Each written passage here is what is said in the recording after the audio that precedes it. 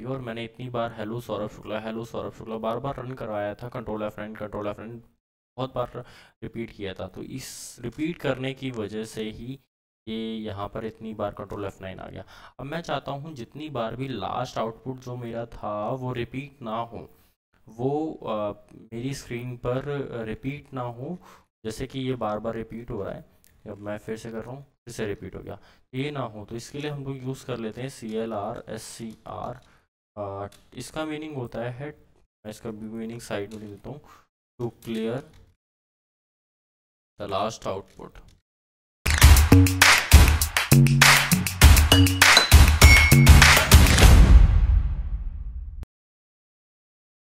Yes friends, last हमने छोड़ा था कि हमारा पहला प्रोग्राम किस तरीके से तैयार होगा। तो हम चलते हैं सी लैंग्वेज के हमारे पहले प्रोग्राम की तरफ, जिसके अंदर हमने एक नॉर्मल सा प्रोग्राम लिख रखा है, जो कि आप लोगों को अभी कुछ समझ में नहीं आ रहा होगा कि हमने इसमें क्या लिख रखा है। हैज़, इंक्लूड, stdio, ये सारी चीज़ें क्या है, थोड़ा सा अजीब सा लग रहा होगा, बट डोंट वरी। हम फर्स्ट टाइम कोई भी लैंग्वेज या फिर फर्स्ट टाइम हम कभी भी कुछ भी सीख रहे होते हैं, तो उसकी चीज़ें जो हमें फर्स्ट टाइम दिखाई जाती है तो वो हमें नहीं समझ में आती, बट धीरे धीरे वो चीज़ें हम समझ जाते हैं। और इसमें अगर आपकी कोई भी चीज़ नहीं समझ में आ रही है तो प्लीज़ कमेंट बॉक्स में मुझे कमेंट ज़रूर करिएगा। चलिए आगे बढ़ते हैं, ये देखते हैं कि इसमें क्या चीज़ें क्या हैं। तो मैं यहाँ पर आप लोगों को हर एक चीज़ का मतलब समझाने वाला हूँ, जो कुछ भी इस हमारे फर्स्ट प्रोग्राम के अंदर लिखा गया है वो सारी चीज़ों का मतलब, क्योंकि हमें बेसिकली फ़र्स्ट टाइम में हमारे प्रोग्राम के अंदर क्या क्या चीज़ें यूज़ करी जा रही हैं वो अगर एक बार में समझ में आ गई हैं तो हम इजीली सारी चीज़ों को अंडरस्टैंड कर पाएंगे। तो सबसे पहले हम बात कर लेते हैं। अभी आप एक काम करिए, सिर्फ आप हैज़ इंक्लूड stdio.h भूल जाइए, हैज़ इंक्लूड conio.h भूल जाइए। अभी हमारा कंपाइलर ही हमारे प्रोग्राम को रीड करता है और रन करता है। तो कंपाइलर को कुछ बातें समझ में आती हैं, कुछ नहीं समझ में आती हैं। तो जैसे कि हम हैं, अगर हमें कोई चीज़ समझ में नहीं आती है, किसी वर्ड का मीनिंग समझ में नहीं आता, तो हम लोग क्या करते हैं, उस वर्ड का मीनिंग कहीं ना कहीं गूगल या फिर डिक्शनरी में ढूंढते हैं और ढूंढ के उसका मीनिंग क्या है, और तब जा कर के हम उस चीज़ को यूज़ कर पाते हैं।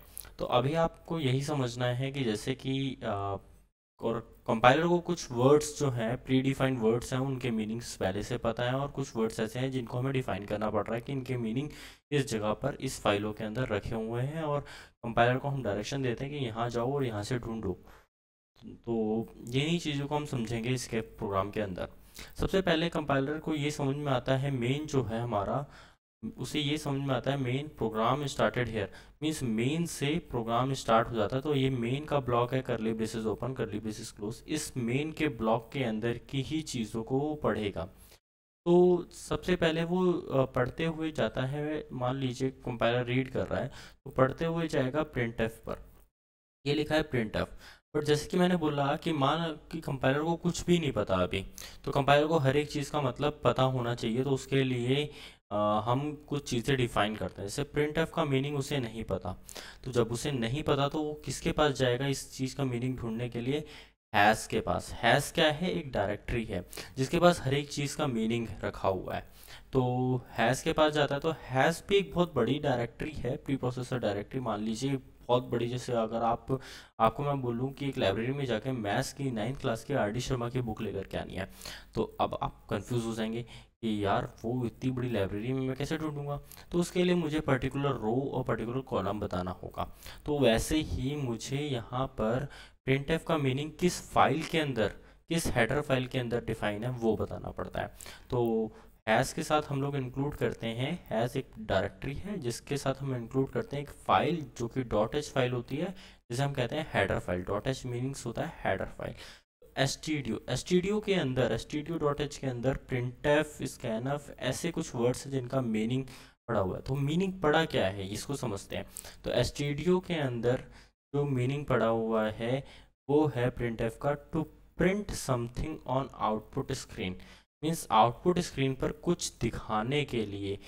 तो प्रिंट एफ यूज़ करते हैं हम। तो प्रिंट एफ के अंदर डबल कोट्स के अंदर हम जो कुछ भी लिखेंगे वो चीज़ हमारी आउटपुट स्क्रीन पे प्रिंट हो जाएगी। ठीक है, कंपाइलर को ये समझ में आया। तो इसके बाद कंपाइलर करेगा क्या, कंपाइलर को इतना समझ में आता है कंपाइलर अब अब कंपाइलर को जब इतना समझ में आया तो कंपाइलर आगे बढ़ेगा अगली लाइन पे। अगली लाइन में देखता है CLR SCR। वैसे ये टर्बो C++ में अगर आप यूज़ करेंगे तो इसकी ज़रूरत पड़ेगी, अदरवाइज़ आप कोई और विजुअल या फिर डीव C++ यूज़ करते हैं तो उसमें ज़रूरत नहीं पड़ेगी। लेकिन फिर भी मैं आपको फॉर योर इंफॉर्मेशन मैं आपको बता देता हूँ कि क्लियर स्क्रीन होता है to clear the last output. होता क्या है, हम लोग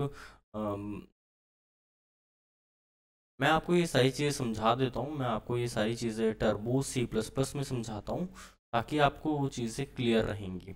के लिए मैं आप लोगों को मैं स्क्रीन टर्बो सी की स्क्रीन पर लेकर के जाऊँगा और वहाँ पर प्रोग्राम बनाऊँगा और रन करा के दिखाऊँगा। ठीक है, तो मैं यहाँ पर आपको स्क्रीन विजिबल होगी। मैं यहाँ पर साइड बाय साइड टर्बो सी में ये फाइल बना रहा हूँ और आपको दिखा रहा हूँ। देखिए मैंने हैज़ इंक्लूड studio.h रख लिया और हैज़ इंक्लूड conio.h मैंने रख लिया है। यहाँ पर मैंने एक फंक्शन पर क्रिएट कर दिया है जिसके अंदर मैं यहाँ पर आप लोगों को प्रोग्राम बना देता हूँ printf, जिसके अंदर मैंने कुछ लिख लिया जैसे हेलो सौरभ शुक्ला। ठीक है, मैं इसको रन करा रहा हूँ। रन कराने की शॉर्टकट की Alt F9 है, कोई एरर नहीं है। वार्निंग इग्नोर करते हैं अभी के लिए, कंट्रोल F9। देखिए ये प्रोग्राम मेरा चला बट स्क्रीन होल्ड नहीं हुई। तो स्क्रीन को होल्ड करने के लिए हम लोग एक फंक्शन यूज़ करते हैं जिसका नाम getch है। तो getch एक फंक्शन जिसका मीनिंग जो डिफ़ाइन हो रखा है वो conio.h के अंदर डिफ़ाइन हो रखा है। इसका मीनिंग conio.h में है। conio.h मीन्स हमारा console input output.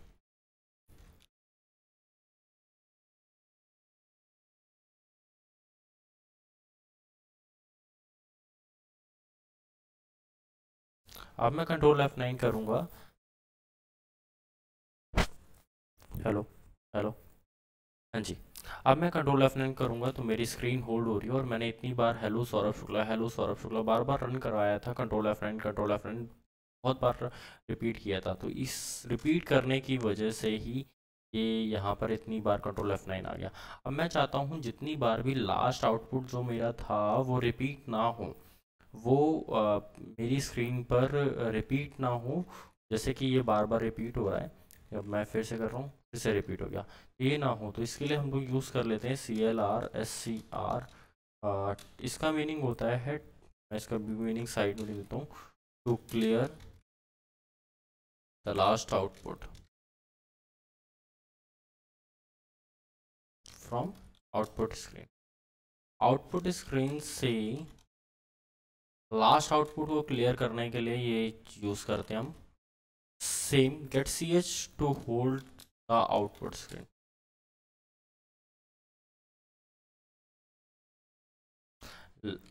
Output screen को होल्ड करने के लिए हम लोग इस चीज़ का यूज़ करते हैं। ओके गाइस, होप आप लोगों को क्लियर हो पा रहा होगा ये सारी चीज़ें। मैं टर्बो सी में कर रहा हूँ, आप प्लेटफॉर्म कोई भी यूज़ कर सकते हो, it doesn't matter. For example आप मैं कंट्रोल F9 कर रहा हूँ, देखिए दोबारा करते हैं हम। ओके, मीन्स मेरा प्रोग्राम स्क्रीन होल्ड करने से पहले ही वो आउटपुट को क्लियर कर दे रहा है। तो कोई बात नहीं, ऐसी सिचुएशन क्यों हो रही है? ऐसी सिचुएशन होने पर हमें कुछ नहीं करना है। क्लियर स्क्रीन को हम क्या करते हैं, इसको हटा देते हैं पूरी लाइन को। अब हम जो क्लियर स्क्रीन है वो getch के बाद यूज़ करेंगे।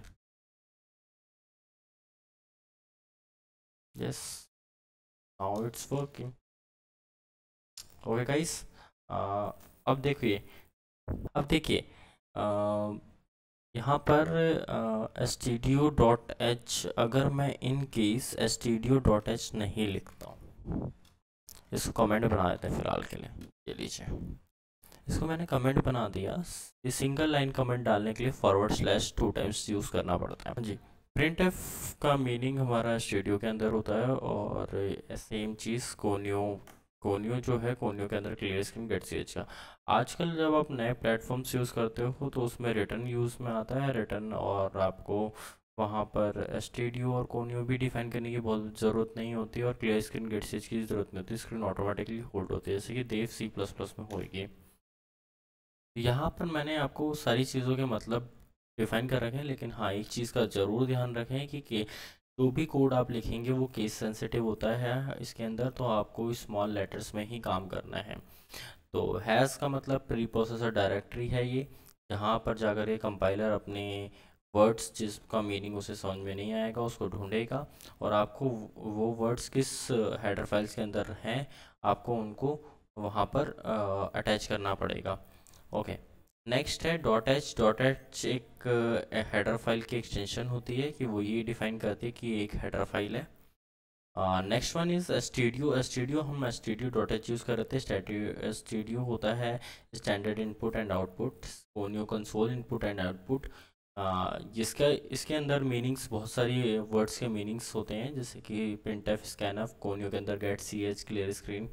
मेन फंक्शन प्रोग्राम यहाँ से स्टार्ट होता है हमारा, करली ब्रेसेस हमारे प्रोग्राम में स्टार्ट होने की स्टार्टिंग, और करली braces close same. Print F two print something on output screen. Output screen पे जो कुछ भी आप डबल कोट्स के अंदर उसके अंदर लिखोगे वो यूज़ में आएगा। एक चीज़ ध्यान रखिए, जब जब आपकी कोई भी लाइन कंप्लीट हुई उसके बाद आप सेमी कॉलन जरूर यूज़ करना है। चलिए आगे बढ़ते हैं, बात करते हैं वेरिएबल्स की। वेरिएबल्स क्या होता है स्टूडेंट्स? आप लोगों को मैं सिंपली ऐसे बात करता हूँ कि सबसे पहली चीज़ कि कोई भी डेटा, कोई भी इंफॉर्मेशन रखने के लिए कोई ना कोई आपको जगह चाहिए होती है। जब वो जगह जो चाहिए होती है उस जगह का कोई नाम रखा जाता है। फॉर एग्ज़ाम्पल मान लो आपका एक सेलफोन है, सेलफोन एक डेटा है।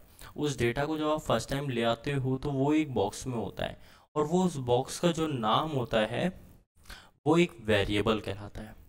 तो आप अगर उस बॉक्स को पर्टिकुलरली कॉल करना चाहोगे तो कैसे कॉल करोगे? तो इसीलिए उसका एक नाम रखा दिया जाता है, मीन्स उस डेटा का एक पर्टिकुलर नाम रख दिया जाता है कि इस नाम से वो डेटा कॉल होएगा, तो वो एक वेरिएबल होता है। तो variable is the name of memory location, means यहाँ पर जहाँ पर आपका डेटा जा रहा है उस जिस मेमोरी लोकेशन पर आपका डेटा जा रहा है उसका एक पर्टिकुलर नाम। फॉर एग्जांपल ये एक बॉक्स है जहाँ पर 25 रखा गया है, उसका अगर वो 25 हमें चाहिए तो एक जैसे तो बहुत सारे बॉक्सेस हैं, तो हम कैसे कॉल कराएंगे? तो हम उसका नाम रखते हैं, तो ए नेम हमने उसके अंदर रख रखा है जिससे वो डेटा कॉल होएगा। तो होप आप लोगों को समझ में आया होगा। Variables is the name of memory location which stores some data. आगे बढ़ते हैं, वेरिएबल्स के कुछ रूल्स हैं कि variables are case sensitive.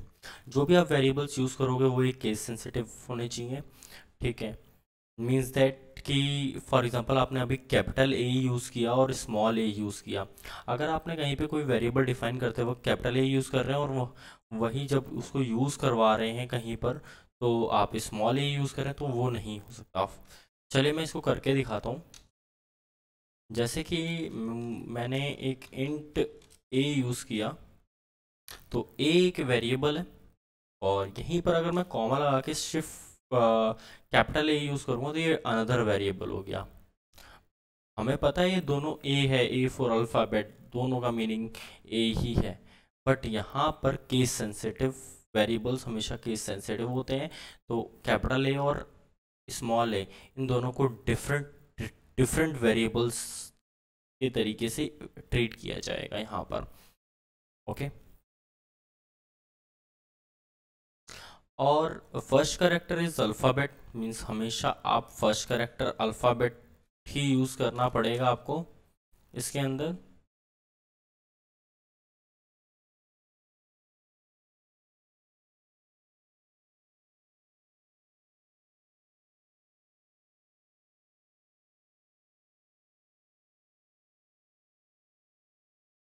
First character आपको अल्फ़ाबेट ही यूज़ करना पड़ेगा, मीन्स दैट आप कुछ और नंबर्स या फिर कुछ ऐसा यूज़ नहीं कर सकते। वन ये अगर आप वन डालें तो वन एक वेरिएबल काउंट नहीं होगा, या ठीक है। या फिर कोई सिंबल डालें तो वो वेरिएबल्स काउंट नहीं होगा। तो सिंबल में सिर्फ हमारे दो चीज़ें चल सकती हैं, या तो अंडरस्कोर, आप अंडरस्कोर को यूज़ कर सकते हैं। फॉर एग्जांपल मैं लिख रहा हूँ sales price, sales underscore price, आप इसको यूज़ कर सकते हैं एज अ वेरिएबल। अब आप सोच रहे होंगे मैं इसके आगे इंट लगा रहा हूँ तो ये इंट क्या है, तो मैं इसको समझाऊंगा आपको कि हम इंट क्यों यूज़ कर रहे हैं। तो कोई भी ब्लैंक स्पेस यूज़ नहीं होगा,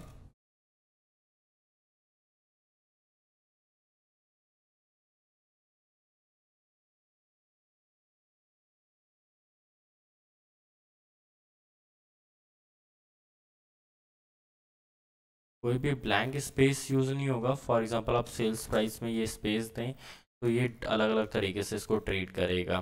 तो आप ऐसे स्पेस नहीं दे सकते, आप अंडरस्कोर्स लगा सकते हैं। बीच में अंडरस्कोर के अलावा कोई और अदर सिंबल भी यूज़ नहीं कर सकते आप। तो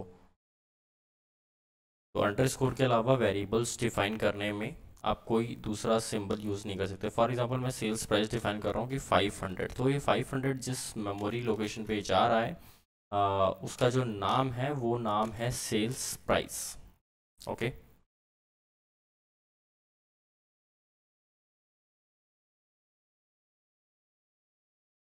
ओके। वेरिएबल्स, वेरिएबल्स के भी जो डेटा होता है, जो वेरिएबल्स के अंदर जो डेटा जा रहा होता है उसका भी नेम होता है, तो उन सब का अलग अलग नाम होता है।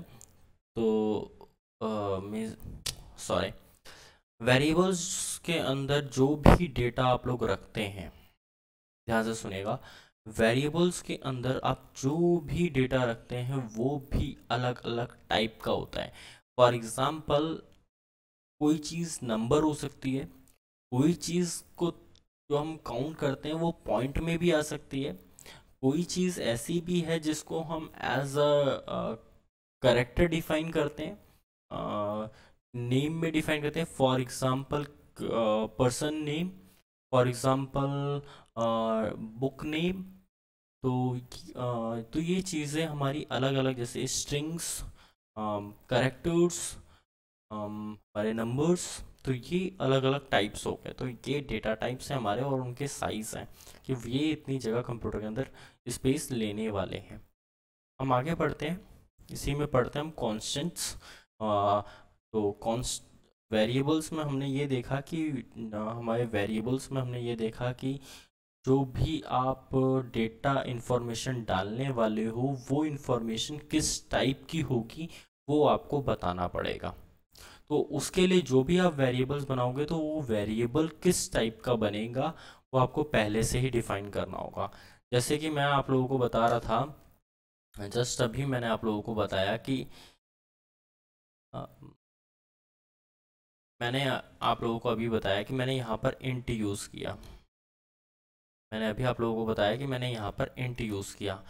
इंट मीन्स होता है इंटीजर, और 500 एक नंबर है जो कि एक इंटीज किस टाइप का नंबर है, किस टाइप का डेटा है, ये हमारा इंटीजर टाइप का डेटा है। तो ये चीज़ अभी आपको आगे जाके समझ में आने वाली है। अगर मैं 0.7 कर दे रहा हूँ 50.7, तो ये किस टाइप का इंटीजर टाइप का डेटा नहीं है। अगर मैं इसको इंटीजर दूंगा तो वो 50 को लेगा, 0.7 को नहीं लेगा। मुझे यहाँ पर इसको फ्लोट लेना पड़ेगा। तो ये क्या, कौन कौन से डेटा टाइप्स होते हैं ये सारे, और किस तरीके से हम लोग यूज़ करेंगे इसको, तो वो मैं आपको बताऊंगा। अभी चलते हैं आगे की तरफ, कांस्टेंट देखते हैं। तो जो जो भी हम डेटा लेने वाले हैं, यूज़ करने वाले हैं, उन्हें हम क्या कहेंगे, और कांस्टेंट्स क्या होते हैं। वेरिएबल्स जो हमने पढ़ा, उन वेरिएबल्स को एक चीज़ ध्यान रखिएगा कि वेरिएबल्स हमारे चेंज होते रहते हैं। ठीक है, वेरिएबल्स हमारा नॉर्मल जो इसके मीनिंग है वो भी यही है कि जो चीज़ें चेंज हो सकें वो वेरिएबल होंगी। कांस्टेंट जो चीज़ें फिक्स्ड हैं, इनकी वैल्यू, फॉर एग्जांपल अगर मैं 5 बोलूँ तो 5, आई हैव 5 बॉल्स, तो 5 बॉल्स फिक्स है कि इतने नंबर्स हमारे हैं और ये नंबर्स फिक्स हैं। तो वही चीज़ कांस्टेंट होते हैं। तो constant refers to a fixed values, किसी फिक्स्ड वैल्यूज़ को डिफाइन करती है। दैट द प्रोग्राम्स में not alter during its execution, means program को चलाते वक्त वो उसकी वैल्यू को चेंज नहीं कर सकता है, वो फिक्स हो जाएगी। These fixed values are also called literals, इनको लिटरल्स भी कहा जाता है। अब टाइप्स क्या क्या होंगे कॉन्स्टेंट्स के, इंटीजर हो सकता है, रियल हो सकता है, करेक्टर हो सकता है। तो इंटीजर के अंदर आपके 1 2 3 0 -1 -2, आप लोग जानते होंगे इंटीजर ऑलरेडी। रियल में आपके 1.0 मीन्स पॉइंट्स की वैल्यूज सारी आ जाती हैं। करेक्टर में आपका A, B, single A, capital A, B, hash, underscore, कोई भी सिंबल भी आ सकता है, यहाँ तक कि सिंबल में स्पेस भी आ सकता है। अगर आप as a space single space भी यूज़ करोगे वो भी हम करेक्टर में ले सकते हैं। Okay guys, hope you understand the things which I am trying to explain you. बात करते हैं इसी कंप्यूटर के अंदर कीवर्ड्स की। ये सब हमने यूज़ किया, इसको आगे जाकर कांस्टेंट वेरिएबल्स ये सब हम यूज़ करेंगे, आप तब और अच्छे से समझ पाएंगे। कीवर्ड्स, हम कीवर्ड्स की बात करते हैं। कीवर्ड्स जो कि जैसे कि मैंने पहले ही भी बताया आपको, कीवर्ड्स आर प्री डिफाइंड और reserve words used in programming. Programming language के अंदर कीवर्ड्स पहले से ही कुछ प्री डिफाइंड वर्ड्स होते हैं, रिजर्व वर्ड्स होते हैं, जो कि यूज़ करे जाते हैं प्रोग्रामिंग लैंग्वेज में, जिनका कुछ ना कुछ स्पेशल मीनिंग होता है, किसके लिए, कंपाइलर के लिए। ठीक है। और जो सी लैंग्वेज है वो एक केस सेंसिटिव लैंग्वेज है, ये चीज़ मैंने आपको पहले भी बता दी। तो इसके अंदर जितने भी कीवर्ड, सॉरी, तो जब मैंने आपको पहले ही बता दिया कि सी जो है वो एक केस सेंसिटिव लैंग्वेज है, तो इसके अंदर जितने भी कीवर्ड लिखे गए हैं वो सारे के सारे लोअर केस में हैं। तो आप ध्यान रखिएगा, कहीं भी कैपिटल से लिखते हैं और एरर आए और आप पहचान ना पाएँ, तो इस चीज़ का ध्यान रखिए कि इसके अंदर जो कोई भी हमारे कीवर्ड्स होंगे वो हमारे लोअर केस में ही रहेंगे। तो टोटल सी के अंदर 32 कीवर्ड्स हैं। ये रहे आप वो कीवर्ड्स जिनको आप देखेंगे और यूज़ करेंगे हम लोग। अभी देख के मत घबराइए क्या लिख रहा है क्या नहीं लिख रहा, बस इतना समझिए कि हम इसको यूज़ करने वाले हैं। यूज़ करेंगे समझ में आएगा, यूज़ करेंगे समझ में आएगा। ठीक है, यही था हमारा फर्स्ट प्रोग्राम, जो कि हम समझ चुके हैं इस फर्स्ट प्रोग्राम को। आगे बढ़ते हैं। देखिए, मैंने आपको स्टार्टिंग में कमेंट्स भी बताए थे कि हम सिंगल लाइन कमेंट्स किस तरीके से यूज़ करते हैं और मल्टीपल लाइन कमेंट्स किस तरीके से यूज़ करते हैं। मैं इनको यूज़ भी करके दिखाता हूँ आपको। हम देव C++ में चलते हैं। अब चेक कर लेते हैं हमारी रिकॉर्डिंग्स हो भी रही हैं कि नहीं हो रही। हाँ, हाँ रिकॉर्डिंग्स हो रही हैं हमारी।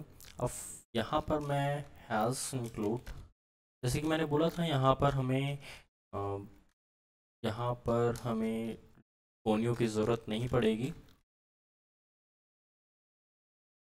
कोनियों की ज़रूरत नहीं पड़ेगी।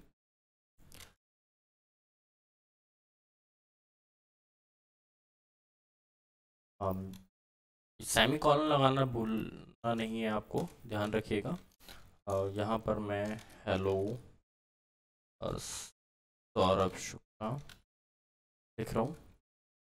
और मुझे आप लोगों को जो समझाना है वो समझाना है टाइप्स ऑफ कमेंट्स, कि हमारे कमेंट्स, सिंगल लाइन कमेंट्स किस तरीके से हम लोग यूज़ कर सकते हैं और मल्टीपल लाइन कमेंट्स किस तरीके से यूज़ कर सकते हैं।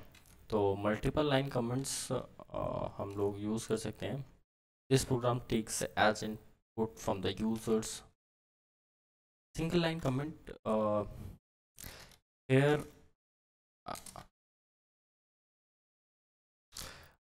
यहाँ मैं कुछ लिख रहा हूँ। ओके, अब मैं ये चाहता हूँ कंपाइलर जो है प्रोग्राम को रन कराते वक्त इसको रीड ना कर पाए, इसको पढ़ ना पाए। तो मैं क्या कर दूंगा, इसमें 2 टाइम्स फॉरवर्ड स्लैश लगा दूँ, देन 2 टाइम्स फॉरवर्ड स्लैश लगा दूंगा। Okay, sorry sorry sorry. Okay, 2 times forward slash लगा दूंगा F9। और इस प्रोग्राम को मैं सेव कर लेता हूँ। सेव करते वक्त मैं चेक लिख देता हूँ, जब भी मैं कुछ भी चेक कर रहा होता हूँ। तो मैं कमेंट्स का काम कर रहा हूँ, मैं कमेंट्स यहाँ पे समझा दे रहा हूँ। ओके, F9, F10 से हमारा प्रोग्राम रन हो रहा है। हेलो सौरभ शुक्ला, देखिए जैसे कि आपके सामने स्क्रीन पर है कि यहाँ मैं कुछ लिख रहा हूँ, ये चीज़ शो ही नहीं हुई।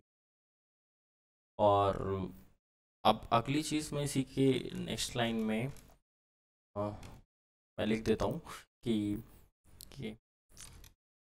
हेलो फ्रेंड्स, थोड़ा व्हाट्सएप वाली लैंग्वेज में लिखेंगे। हेलो फ्रेंड्स, मैं सौरभ शुक्ला आप लोगों के लिए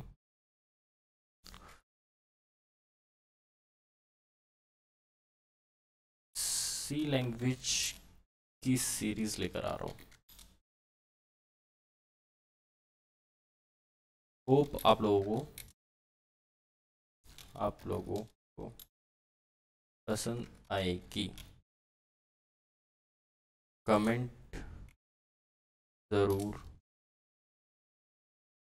करिएगा एंड लाइक एंड सब्सक्राइब मत भूलिएगा।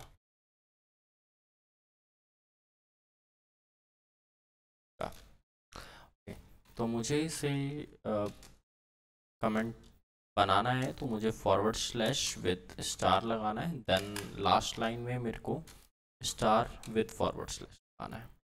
ये करते ही मैं आपको दिखाता हूँ। F9 मैंने कंपाइल कर लिया है। F10 hello Saurabh Shukla. Okay, इतना आप लोगों को समझ में आया होगा। ओके, तो आगे बढ़ते हैं हम। अगर फॉर एग्जांपल मुझे hello Saurabh Shukla next line में लिखना है तो उस नेक्स्ट लाइन के लिए हम लोग क्या यूज़ करेंगे? /n। सिंपल, ठीक है। इस कमेंट वाली बात को हम हटा देते हैं यहाँ से, ये भी हटा देते हैं और ठीक है, /n हमने यूज़ किया यहाँ पर और F9 रन कराया, F10 रन कराया। Hello Saurabh Shukla, automatically space आ गया यहाँ पर। सेम चीज़ हम यहाँ पे कॉमा लगा देते हैं और F10 कर देते हैं हेलो। कॉमा रीड नहीं करा,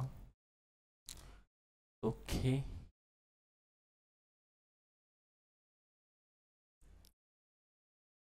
ये रीड कर लिया, मैंने कंपाइल नहीं कराया था तो उसने कंपाइल नहीं कराया तो उसने लास्ट आउटपुट को ही प्रिंट करा दिया होगा। गाइस, अगर आपको मेरे इस लेक्चर समझ में आ रहे हैं तो please follow the channel and मुझे इंस्टाग्राम पे फॉलो करिए, मुझे फेसबुक पे फॉलो करिए और अपना सपोर्ट बनाए रखिए और चैनल को सब्सक्राइब करना मत भूलिएगा और बेल आइकन को ज़रूर प्रेस करिएगा। हमारी अगली वीडियो बहुत जल्दी आएगी और आप लोगों को बहुत जल्दी हम बहुत सारी चीज़ें सिखाने वाले हैं इस चैनल के through. Okay guys, thank you so much, बहुत बहुत धन्यवाद आपका ये वीडियो देखने के लिए।